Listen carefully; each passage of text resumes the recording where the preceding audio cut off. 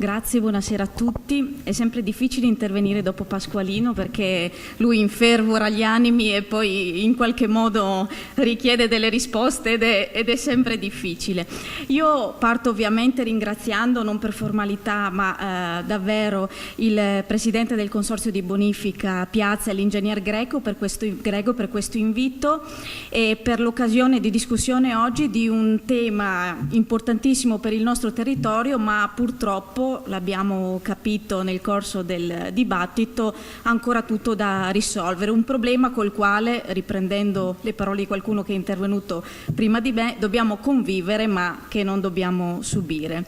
L'alluvione che ha interessato il Veneto nel 66 e poi tutti gli altri eventi calamitosi, ricordiamo sicuramente il 2010, ma anche tutti quegli episodi di allagamenti diffusi che hanno coinvolto in questi ultimi anni il nostro territorio del Veneto orientale, avrebbero dovuto insegnarci qualcosa. E invece la politica, che è stata chiamata in causa diverse volte, penso che a me e anche ai consiglieri e agli assessori regionali siano fischiate le orecchie in diverse occasioni, la politica, tutta la politica è rimasta sorda alle indicazioni degli esperti. Oggi è emerso chiaramente.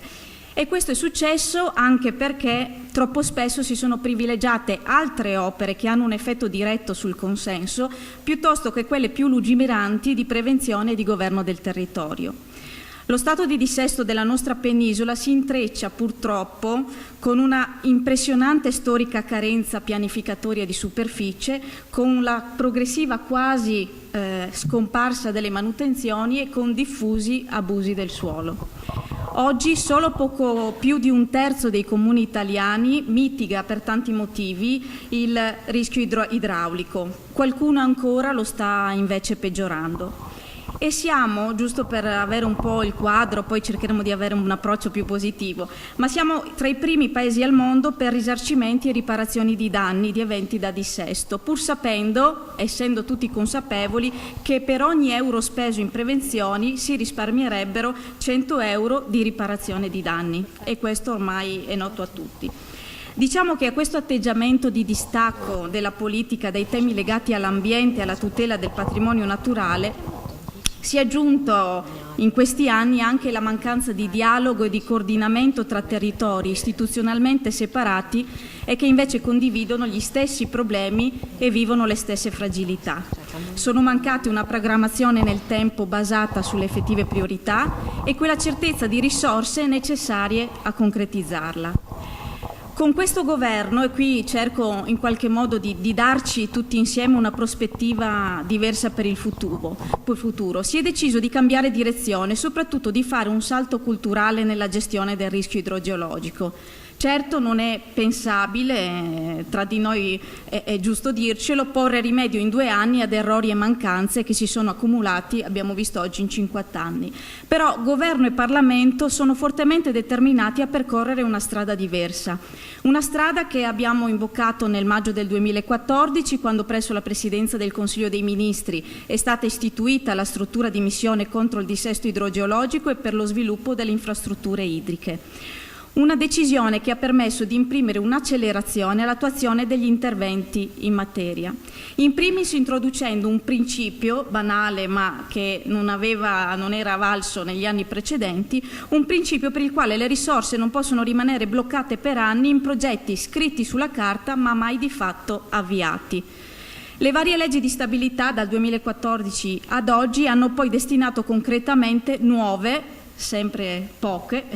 ce lo siamo detti, ma nuove risorse necessarie a questo tipo di opere. Sono poi intervenuti altri provvedimenti, il decreto competitività, lo sblocca Italia e il collegato ambientale che veniva citato prima anche in occasione dei contratti di fiume, che hanno ulteriormente aperto la strada che vi dicevo stiamo cercando di percorrere, fino alla definizione di una nuova programmazione 2015-2020 che intende investire risorse europee, nazionali e regionali in opere urgenti e necessarie condivise con i territori, opere non solo di costruzione ma anche di manutenzione, quelle che dicevamo prima. Quindi struttura di missione, sblocco di opere con progetti esecutivi, nuove risorse per interventi e progetti e una programmazione a lungo termine. Accanto a questo, con le nuove autorità di bacino e il superamento delle gestioni commissariali del passato, è nata poi di fatto una nuova governance di settore. Oggi, ed è bene che lo sappiamo, io penso che sia un valore aggiunto, oggi sono i presidenti delle regioni i commissari di governo per l'attuazione delle opere previste negli accordi di programma per gli interventi di mitigazione del rischio. Quindi oggi Stato e Regione sono seduti allo stesso tavolo, anzi è la Regione che indica allo Stato quelle che sono le priorità di intervento nel proprio territorio. L'obiettivo quindi è quello di chiudere una stagione che in alcuni territori è stata caratterizzata da ritardi, omissioni, promesse e impegni non mantenuti, e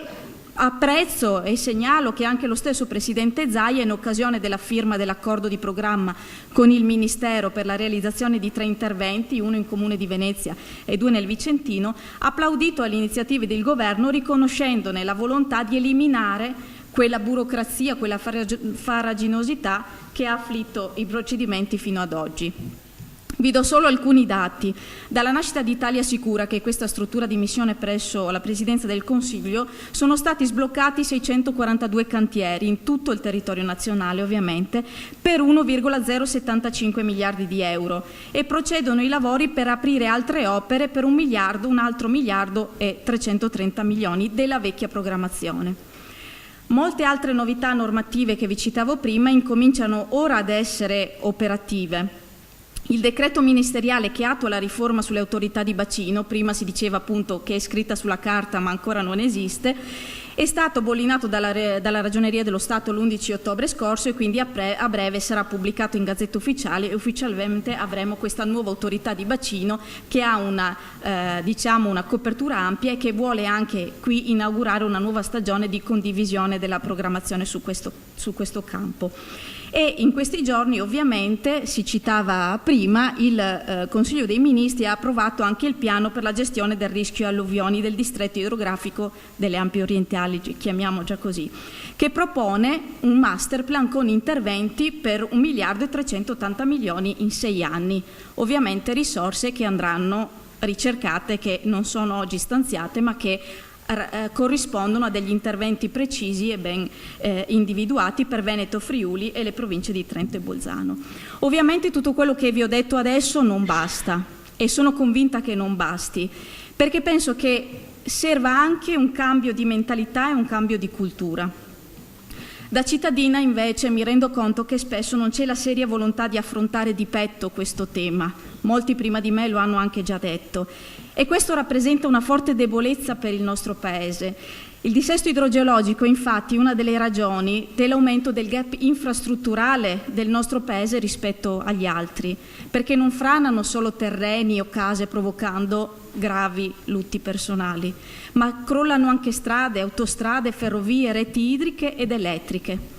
Io penso che in questo contesto non sia corretto ricercare colpe perché le responsabilità fino ad oggi sono state diffuse. In Veneto, secondo l'ultimo rapporto dell'ISPRA, circa il 10% delle popolazioni vive in aree di media pericolosità idraulica. Si parla di 460.000 persone. Penso che basti questo dato per capire che non possiamo attendere un'altra alluvione, ma che ognuno deve iniziare a fare la sua parte. Il Governo ha avviato, come vi ho detto prima, una nuova stagione all'interno della quale la concertazione tra Stato e Regioni, ma anche tra territori e anche tutto ciò che ha raccontato prima il sindaco Gasparotto ne è un buon esempio, anche tra territori contigui all'interno di uno stesso mandamento, la concertazione deve essere un'opportunità. E io penso che anche se l'occasione di dialogo che offriva questo convegno non è stata colta,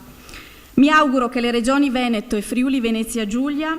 inizino finalmente su questo tema un percorso comune per giungere ad una programmazione unitaria e coordinata, volta unicamente alla tutela ambientale e quindi alla sicurezza del nostro territorio e delle nostre comunità. Gli strumenti, i mezzi ci sono, si tratta oggi di volontà. E ripeto, per tutela delle nostre comunità che io penso non devono sentirsi escluse da questo nuovo approccio, ma che invece devono sentirsi partner delle istituzioni, pur nella differenza di informazioni e competenze che ovviamente ci sono tra i cittadini e gli esperti, ma che i diversi strumenti, il contratto di fiume, i metodi delle discussioni pubbliche ci offrono, devono far sentire i cittadini corresponsabili di decisioni e di scelte per il futuro del territorio che è anche loro. Io penso che questo territorio, che è una risorsa anche per la nostra economia, lo dobbiamo tutelare insieme con uno sguardo ampio che va oltre il giardino di casa e che coglie invece un orizzonte largo e comune. È tempo di decidere, e mi permetterà il professor Dal Pauso se riprendo qualcosa che lui ha ripreso da De Marchi, è tempo di decidere, è un dovere dello Stato ed è un diritto dei cittadini. Penso che oggi sia un'occasione per esserci detti tante cose, per aver messo insieme quelli che sono gli strumenti che oggi sono sul campo, e che la politica, per tutte le questioni in cui è stata chiamata in campo oggi, abbia la possibilità, sedendosi allo stesso tavolo, di proporre delle soluzioni concrete. Grazie.